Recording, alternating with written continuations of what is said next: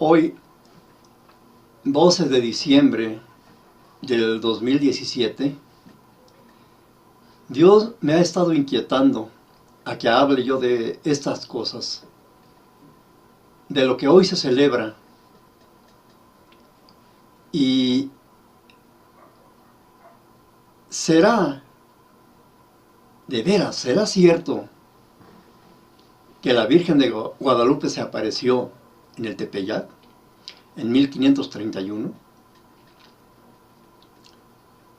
Si sabemos un poquito de historia, nos damos cuenta de que Hernán Cortés, en la conquista de América, trajo un estandarte.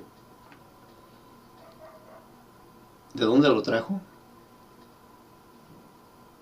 Ellos salieron de España. Y la historia nos dice que trajeron un estandarte de una virgen, precisamente de la Virgen de Guadalupe, pero de Extremadura, España. 40, 50 años atrás de la aparición supuestamente de la Virgen de Guadalupe en 1531, ya se veneraba la imagen de la Virgen de Guadalupe en Extremadura, España, con el mismo nombre, Virgen de Guadalupe de Extremadura. Hay muchísima información. Tenemos la información a nuestro alcance. Usted investigue la Virgen de Extremadura, la de Guadalupe, ¿en qué tiempo ya la empezaron a venerar? Y nos damos cuenta que fueron muchos años antes de la supuesta aparición en 1531. Ya existía la Virgen de Guadalupe, pero en Extremadura, allá en España. Precisamente nos damos cuenta del nombre también, Guadalupe, que son un nombre compuesto que significa río de lobos. En ese tiempo, cuando fue traída la imagen de la Virgen de Guadalupe por los españoles, inclusive ya existía un río que se llama Río de Guadalupe, allá en España. Y ese nombre de ese río, pues, significa río de lobos. Es un nombre de 3 palabras, Guadalupe. Si nos damos cuenta, cuando llegaron los españoles, los indios de América no sabían hablar español, no sabían pronunciar siquiera Guadalupe, siquiera el nombre, menos lo que significaba. Entonces nos damos cuenta de que ese nombre viene de España, por el río Guadalupe, y la Virgen de Guadalupe de Extremadura, que ya existía muchos años antes de que viniera a México por un estandarte de los españoles. Entonces, nuestros padres nos han enseñado todo esto como una cultura de los abuelos, de que así les enseñaron a los abuelos a nuestros padres y nuestros padres a nosotros. Yo recuerdo todo eso, lo que me enseñaron mis papás, mi mamá. Yo le hablo de una experiencia personal que yo tuve con mi papá y mi mamá. Pues ellos nada más me decían, híncate, esa es la Virgencita, reza, confiésate. Pero un niño, bueno, ¿qué va uno a pensar? Yo lo hacía porque así me enseñaron ellos. Híncate, pues yo me hincaba. Rézale, pues yo oía que ruega por nosotros, que se ponían reza y reza y cosas que pues yo no entendía. Y me decían, reza, pues yo repetía lo que ellos me decían, pues yo no sabía ni qué. Confiésate, pues yo nunca confesaba lo que yo iba porque mi mamá me decía, vete a confesar, pero yo, y de que por mí, no, yo pienso que así somos de niños, ¿no? Que nada más hacemos lo que los padres nos enseñaron, pero sabemos desgraciadamente, nuestros abuelos, nuestros papás, nuestros tíos lejanos, no conocieron la Biblia. Ellos no conocían la Biblia porque ellos vivían en una época de que estaba prohibidísimo leer la Biblia. Ellos no la conocieron. Inclusive les enseñaron a ellos que aquel que leyera la Biblia se volvía loco. Eso yo oía cuando estaba niño. Que no fuera a leer la Biblia porque yo me iba a volver loco cuando la leyera, porque así enseñaban los sacerdotes, los curas. Aquel que lea la Biblia se va a volver loco, no la va a entender y se vuelve loco. Y ellos enseñaban hacia la gente y pues, atemorizaban a la gente, y por miedo las personas ni siquiera intentaban conseguir una, porque como el padrecito les decía que se volvía loco aquel que la leyera, pues ni por aquí les pasaba ir a conseguir una o que alguien les prestara una, ¿no? A ellos no les interesó eso porque fueron manipulados por los sacerdotes de siglos y siglos. Siglos y siglos fue la Biblia escondida por la misma religión. Entonces ellos enseñaban lo que ellos querían, ¿no? Ellos manipulaban a la gente para que no leyera la Biblia, las Escrituras, y no se dieran cuenta de lo que decían las Escrituras. Ahorita nosotros ya podemos libremente leer la Escritura. Ya no estamos en tiempo de la Inquisición, de las cruzadas. Que pobre de aquel que encontraran con una Biblia en la mano, o un versículo de la Biblia que no fuera apoyado por el Vaticano, lo quemaban vivo, por un solo versículo que contradiciera las doctrinas romanas. Que dijera, por ejemplo, en el libro de los Hechos, por ejemplo, 2, 38 y 39, imagínense que en ese tiempo estuviera la Inquisición, en tiempo de nuestros abuelos o de nosotros que estábamos chamacos, que hubiera llegado la Inquisición suponiendo que hubiera existido, ¿no? Y que me hubiera encontrado con el versículo ese donde dice Pedro, en Hechos 2, 38 y 39, arrepiéntanse y háganse bautizar cada uno de vosotros para el perdón de los pecados. Entonces, ya no estamos de acuerdo a la Escritura, a lo que dice la religión católica. Entonces, por ese simple hecho de decir, pues aquí dice que debemos de creer, arrepentirnos, para bautizarnos, debemos ser creyentes, porque Jesús dice en el Evangelio de Marcos 16 y 15, 16, Marcos 16, 15 y 16, dice, el que creyere y sea bautizado se salvará. Imagínense que en tiempo de la Inquisición alguien le dijera a un sacerdote,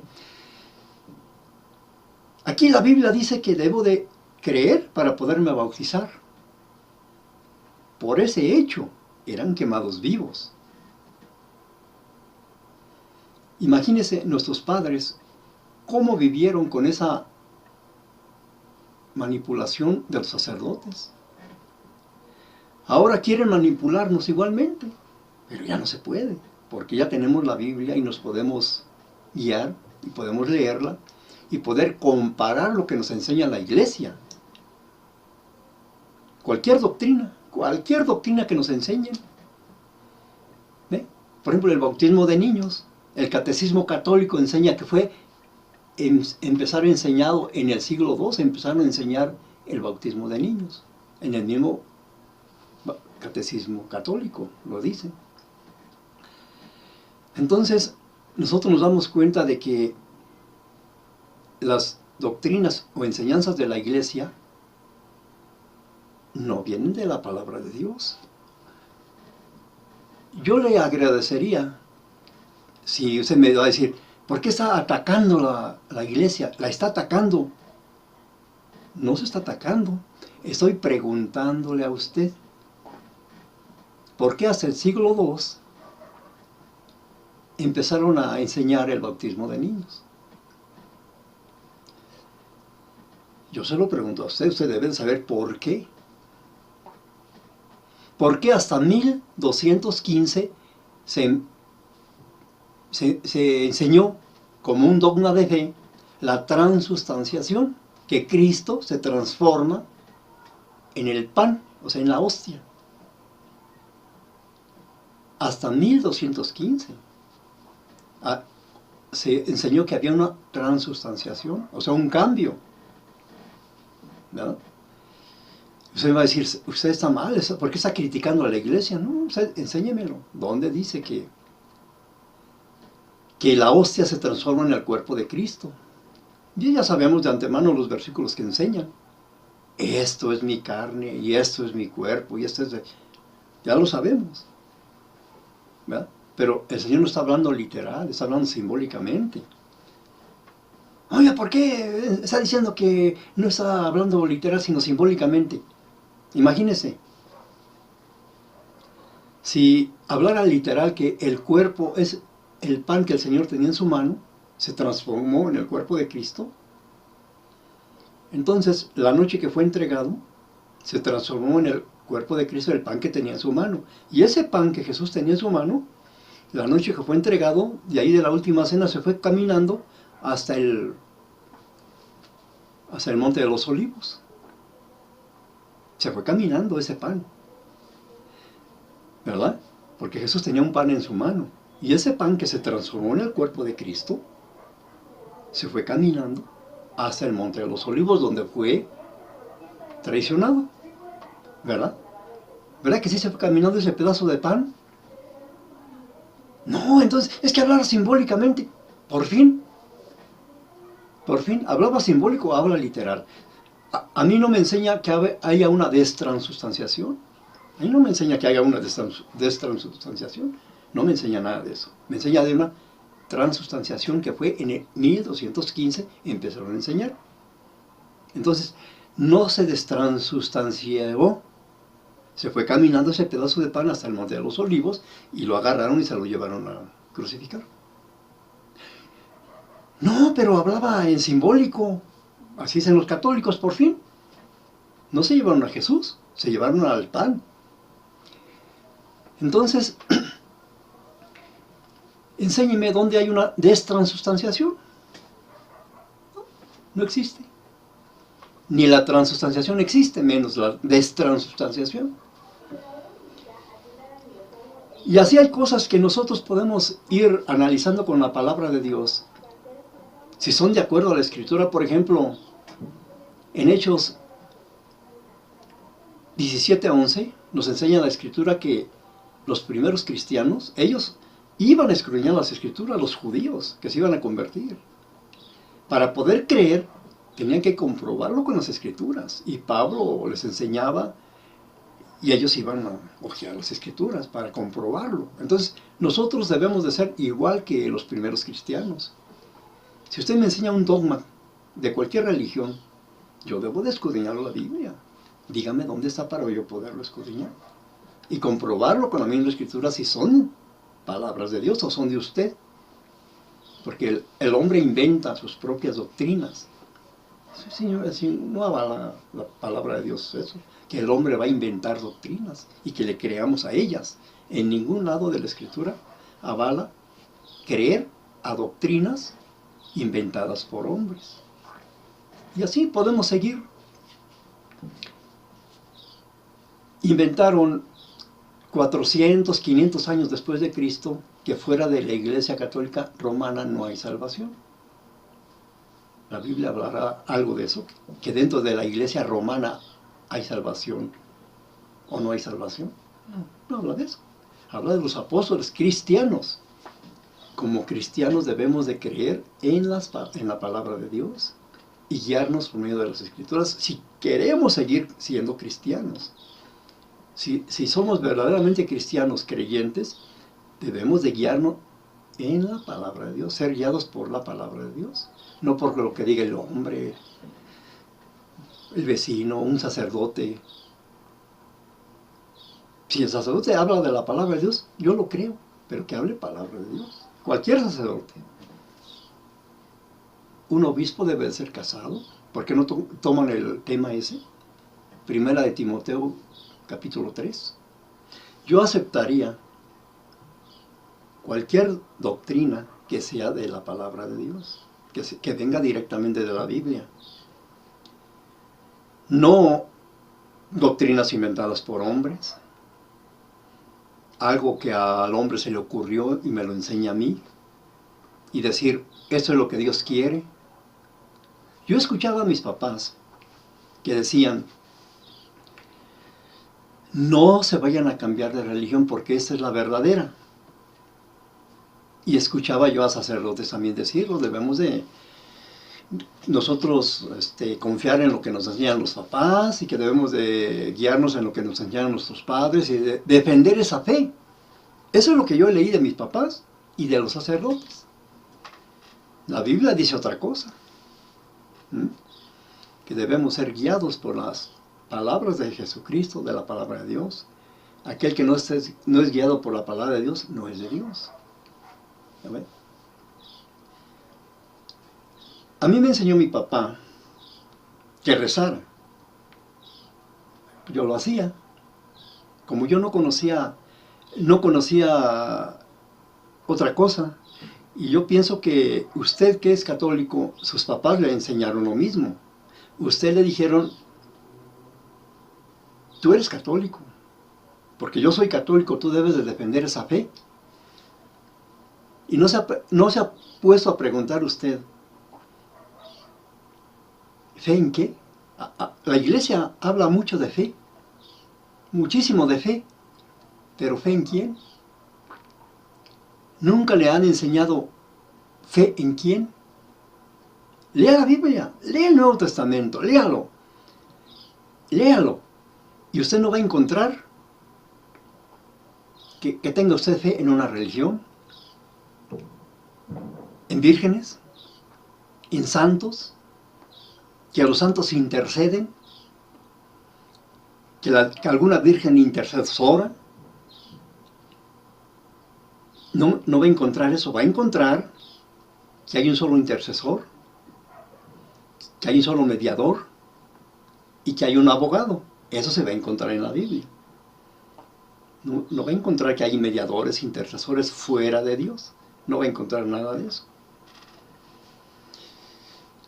Y del bautismo se va a encontrar que debemos creer para podernos bautizar. Esa es la doctrina que le enseñó Jesucristo a su iglesia. Jesucristo enseñó en San Marcos 16, versículo 15 al 16. El que creyere y fuera bautizado será salvo. Eso les enseñó a su iglesia. Vayan y prediquen a todo el mundo. Y hagan discípulos a todas las naciones, dice el Señor. Vayan y hagan discípulos a todas las naciones, discípulos. Y bautizándolos en el nombre del Padre, del Hijo y del Espíritu Santo. Fíjese bien, vayan y hagan discípulos a todas las naciones. Para que una persona se bautice, tiene que ser discípulo primero. Y ya después que haya sido discípulo, ya se puede bautizar. El que creyere y sea bautizado será salvo. San Marcos 16, versículo 15 al 16. Esa es palabra de Jesús. ¿Cómo debemos bautizarlo? Pues ahí está. Pedro también enseña en Hechos 2, 38 a 39. Hechos 2, 38 a 39. Arrepiéntanse y háganse bautizar para el perdón de sus pecados, y recibiréis el don del Espíritu Santo. Y esta promesa es para vosotros y para sus hijos. Esa promesa es para nosotros y nuestros hijos, que deben de arrepentirse para poder creer y bautizarse. Primero creer, arrepentirnos, como dice el apóstol Pedro, en Hechos 2, 38, 39, arrepentíos y háganse bautizar para el perdón de los pecados. Cuando un niño va a creer, un recién nacido, un recién nacido va a arrepentirse de sus pecados, ¿no? Jesucristo nos enseña claramente cómo debemos de bautizarnos. Y Pedro, supuestamente el primer papa, enseña en Hechos 2, 38 y 39. Arrepentíos y háganse bautizar para el perdón de los pecados. ¿En cuál doctrina debemos de creer? En la doctrina bíblica, como dice que Cristo y como dice el apóstol Pedro. Pues bien, todas las enseñanzas doctrinales de cualquier iglesia deben estar avaladas en la Escritura. ¿Usted conoce una escritura, un dogma de fe, una enseñanza que sea de acuerdo a la Biblia? Una. Y podemos ver que hay 80, 90 enseñanzas de la Iglesia Católica, la predominante, que no son de acuerdo a la Escritura. Usted puede decir, usted miente. No, pues usted me está escuchando. Dígame cuál. La Inmaculada Concepción de María. Esto fue inventado en 1854. Y el dogma dice que María, desde el vientre de su madre, fue concebida sin pecado. Dame la cita bíblica, yo lo creo. El purgatorio. Fue más de 1000 años después que lo declararon dogma de fe. La infalibilidad papal en 1870. Y el Papa nunca se equivoca. La Asunción de María. ¿Sabe en qué año fue proclamada dogma de fe? En 1950. Dime la Escritura dónde lo dice. Yo lo voy a creer. Yo lo voy a creer. Si es palabra de Dios, pues dime en qué parte. ¿En cuál carta apostólica de los apóstoles, de Pedro, de Pablo, de Juan, de Santiago, dice eso? ¿En cuál evangelio? Las 3 caídas de Jesús. Dime en cuál evangelio está. Tienes 4 evangelios a tu alcance. Dime dónde están las 3 caídas de Jesús. Yo lo voy a creer. La Verónica. Las 14 estaciones. 14 estaciones, imagínense. Si fuera así, como lo enseñan, de que no todo está escrito en la Biblia, y te nombran la Escritura en versículo y todo. No todo está escrito en las Escrituras, porque Jesús hizo grandes cosas más, que si se escribieran todas, no cabrían en todos los libros. Esa es la excusa cuando les dicen dónde están las 3 caídas, la Asunción de María, la Inmaculada Concepción, el purgatorio, bautismo de niño, la transustanciación. Y podemos citar más de 80 o 100 cosas. Es la respuesta que te dan. No todo está en la Biblia, porque está escrito que si se escribieran todo lo que hizo Él, no cabrían en todos los libros. Y te den el versículo, porque sí está escrito en el Evangelio de Juan. Entonces, nosotros debemos de apegarnos a lo que está escrito. Dice 1 Corintios 6:4, aprendáis en nosotros a no pensar más de lo que está escrito. En la Biblia de Jerusalén, es una de las Biblias más completas católicas, según, y así lo dice ahí, a no pensar más de lo que está escrito. Si está escrito de las 3 caídas, yo debo de creerlo. Si no está escrito, es invento de una secta. Oye, pero no se llama secta la católica. Si enseña doctrinas que no están en la Biblia, es una secta. Una secta se conoce porque enseña cosas que no están en la Biblia. Una secta siempre va a enseñar sus propias doctrinas y enseñanzas. Eso se llama una secta. Cosas que Dios nunca lo dijo, pero ellos lo enseñan como una regla de fe. Eso se llama secta. Cualquier iglesia como se llame, que se llame cristiana, si enseña algo que no está en las Escrituras, considéralo una secta, no como palabra de Dios. Porque está escrito que engañarán a muchos enseñando como doctrinas mandamientos de hombres. Usted sí encontrará en la Biblia que debemos de pedir a Dios en el nombre de Jesús. Sí va a encontrar en la Biblia. San Juan 14, versículo 13 y 14. Ahí nos enseña el Señor Jesús a pedir a Dios Padre en el nombre de Jesús. O sea, en su nombre dice, invocando mi nombre. Y yo lo haré, dice el Señor Jesús, es su promesa.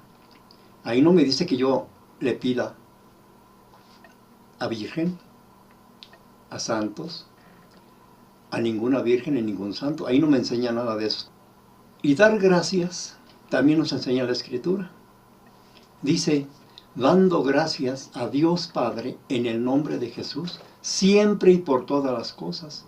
Ahí no me dice que yo le dé gracias a San Judas Tadeo, a alguna virgen, a alguna persona que no sea Dios, hablando espiritualmente.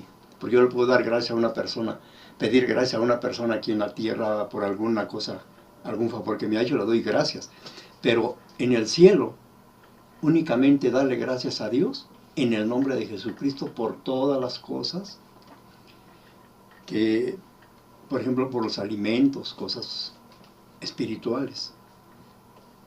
Gracias, Señor, porque me dejaste regresar a mi casa con bien. Gracias por mis hijos, porque les diste alguna gracia, ¿verdad? Gracias por la sabiduría, gracias por X cosa, ¿no? Pero no dar gracias a X santo o alguna virgen, ¿no? Dale gracias a Dios, que escogió a María. Debemos darle gracias a Dios, en el nombre de Jesús, como está escrito en Efesios 5, versículo 20, dando gracias a Dios en el nombre de Jesús. Y todos los hijos de Dios le damos a Dios las gracias por ese hecho tan maravilloso, que Dios eligió a María para que usara ese instrumento para que naciera el Salvador del mundo y nos diera la vida eterna por medio de María, porque Dios eligió a ella para esa fue su función de María, y le damos la gracia a Dios por ese gran amor que tuvo hacia ella. Ella misma reconoce que Jesucristo es su Señor y Salvador. Es un ejemplo para nosotros.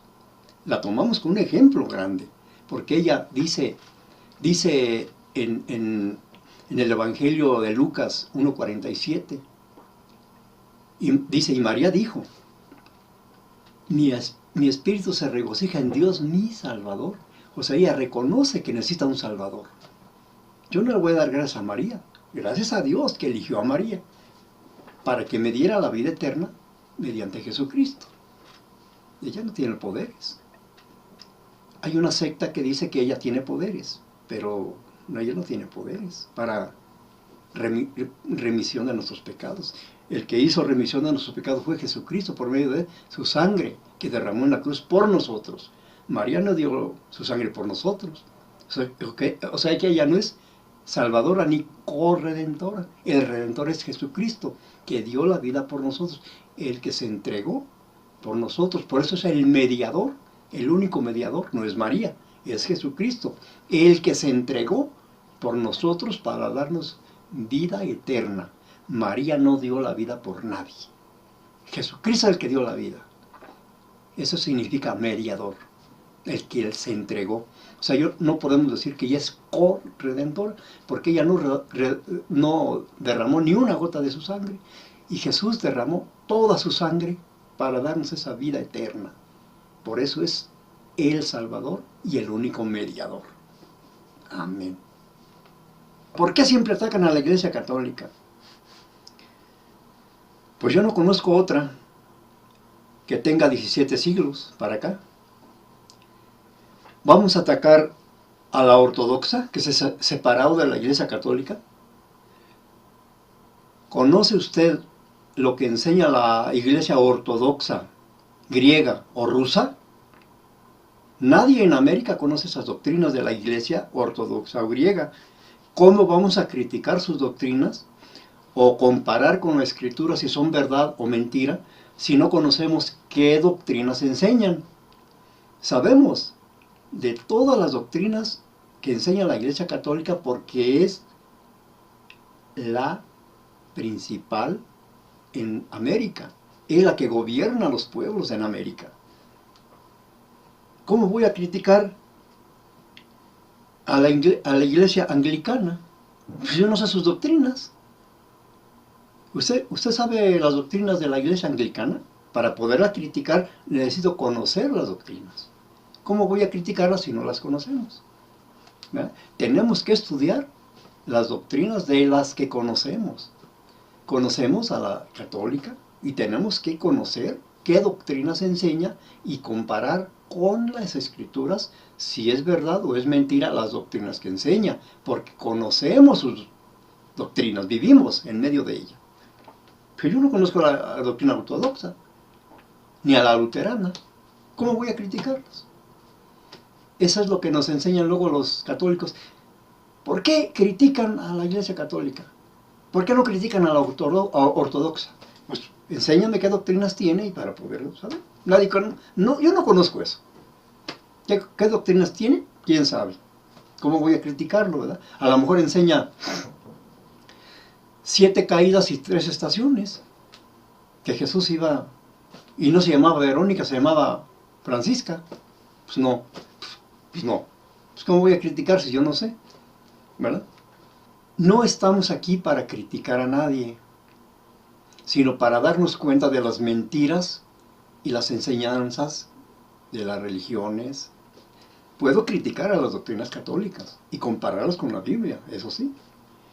Puedo comparar a la iglesia de los mormones y compararla con las escrituras, a ver si es cierto lo que dicen.